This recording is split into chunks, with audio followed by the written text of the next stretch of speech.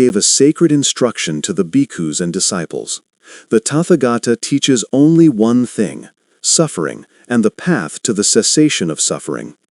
Only those whose eyes are covered by only a thin layer of dust can truly understand this noble truth. This is according to the text Dhamma Teachings from Batum Damyayet Monastery. Birth is suffering. Aging is suffering. Complaining, pain, sorrow, grief, and despair all are suffering. Form, rupa, feeling, vedana, perception, sanya, mental formations, sankhara, and consciousness, vijnana. These aggregates are impermanent. Because they are impermanent, unstable, and constantly changing, they are the cause of suffering. Whoever delights in form, feeling, perception, mental formations, and consciousness is delighting in suffering itself. Such a person cannot be freed from suffering. So what is there to be joyful about when all these things are being burned by the fire of impermanence? When you are surrounded by darkness, do you not seek light? Look closely at this fragile body. It is filled with impurities, filled with illness, filled with desire. Within this body there is nothing that can remain stable or permanent. The way out of suffering is the practice of the Noble Eightfold Path, known as the Middle Way, which avoids both extremes of self-indulgence and self-mortification. It is the path that leads to the purification of the mind by removing the defilements of greed, hatred, and delusion. The teachings of the Buddha, called the Dhamma, are classified into three categories: pariyatti, study of the teachings; patipatti, practice of the teachings; pativeda, realization or penetration of the teachings. The Noble Eightfold Path consists of right view, right intention, right speech, right action, right livelihood, right effort, right mindfulness, right concentration. These are grouped into the threefold training: morality, sila, concentration, samadhi, wisdom, panya. Wisdom group, panya, includes right view, right intention. Morality group, sila, includes right speech, right action, right livelihood. Concentration group, samadhi, includes right effort, right mindfulness, right concentration.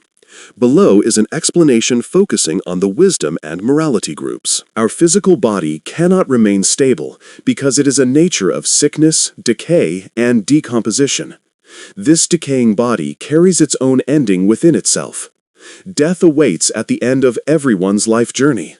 Have you ever observed an elderly man or woman, 80, 90, or even 100 years old, weak, with a bent back curved like the edge of a roof, face lowered toward the ground, supporting themselves with a cane, trembling legs, shaking limbs, their body worn and disabled? Their youthful days passed many years ago. Their teeth are broken, their hair has turned gray, thin, or completely fallen out. Their skin is wrinkled, their hands and feet twisted and bent. Have you ever reflected that you too will one day be in the same condition?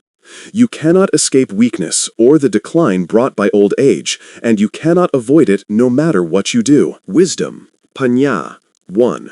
Right view, samma ditthi. Right view means correct understanding, specifically understanding the Four Noble Truths: knowing what suffering is, knowing its cause, knowing how suffering ceases, knowing the path leading to the end of suffering. 2. Right intention, samma sankappa. Right intention is right thought or reflection. It includes intention of renunciation, letting go of sensual desire; intention of non-ill will, loving kindness; intention of harmlessness, compassion toward all beings and the environment; morality, sila. To keep the mind firm in meditation, one must avoid unwholesome actions through the body and speech. Morality protects the mind from becoming a servant of unwholesome deeds. Right speech, samma vacha. Right speech means using speech properly. According to the texts, it is abstaining from false speech, lying, slanderous speech, speech that creates division, harsh speech, idle or useless chatter. A practitioner with right speech speaks truthfully, kindly, harmoniously, and meaningfully. Right action, samma kammanta. Right action means correct bodily conduct. It includes abstaining from, killing living beings, stealing, sexual misconduct. A person practicing right action preserves life, respects others' property, and behaves responsibly in matters of sexuality. Right livelihood, samma ajiva. Right livelihood means earning a living without harming living beings. The Buddha listed 5 traits to avoid: trade in weapons, trade in humans or trafficking, trade in meat, trade in intoxicants, trade in poisons. A practitioner chooses a livelihood that is honest, harmless, and compassionate. Concentration, samadhi, right effort, samma vayana, right effort has 4 aspects: preventing unwholesome states that have not arisen, abandoning unwholesome states that have arisen, cultivating wholesome states not yet arisen, maintaining and increasing wholesome states that have arisen. This means guarding the mind and encouraging goodness. Right mindfulness, samma sati. Right mindfulness is constant awareness of body and mind in the present moment.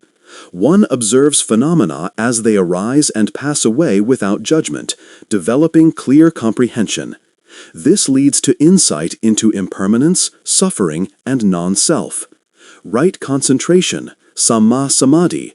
Right concentration is the practice of meditation, focusing the mind on a single object until it reaches deep states of calm, jhana. This concentration supports insight, leading to the destruction of defilements and the realization of liberation, nibbana.